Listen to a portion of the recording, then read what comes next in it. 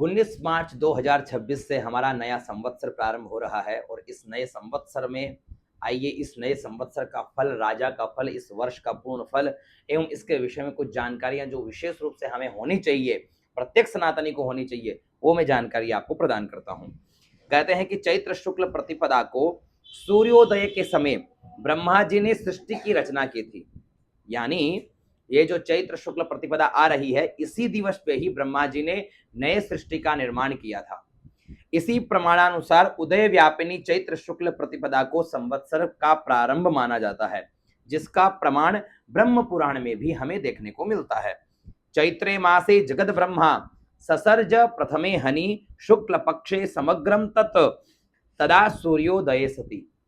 इसके अनुसार इस नवीन संवत 2083 विक्रमी में चैत्र शुक्ल प्रतिपदा का क्षय है। यानी इस बार जो है हमारा जो नया संवत्सर प्रारंभ हो रहा है, इस दिवस पर प्रतिपदा तिथि है वो क्षय तिथि है।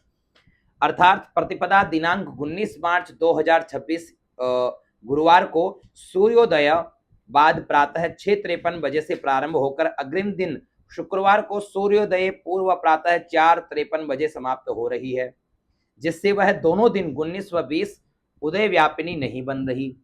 इस स्थिति में धर्म ग्रंथों में यह निर्णय मिलता है कि संवत्सर का प्रारंभ पहले दिन मान लेना चाहिए।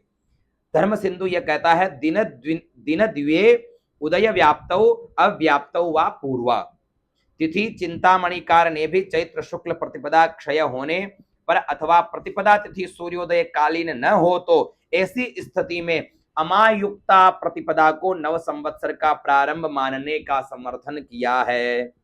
चैत्र शुक्ल प्रतिपदा संवत्सरारंभ च तत्रौदयिकी ग्राह्या यत्र क्षयवशादमायुक्तैव लभते न द्वितीया युता तत्र अमावस्या विद्वायामपि कार्यम।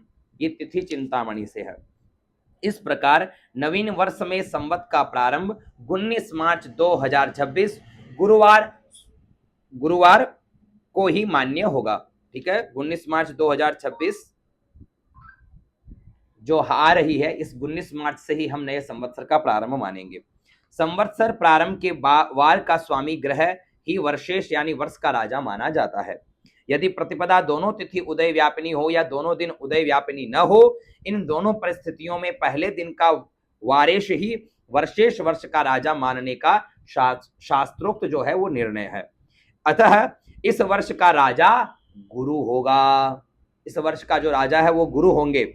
ज्योतिर्निबंध में उल्लेखित यह वाक्य इसका समर्थन करता है।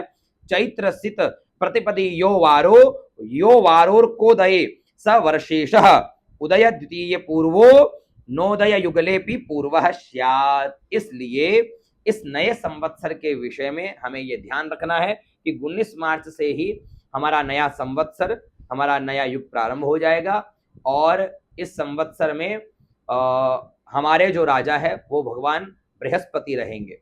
वो इस वर्ष के राजा बनकर के इसका जो फल है वो निर्धारित करेंगे। आशा है यह जानकारी आपको अच्छी लगी। बाकी कुछ विषय की जानकारी मैं अगले वीडियो में आपको प्रदान करूंगा। नमो नमः।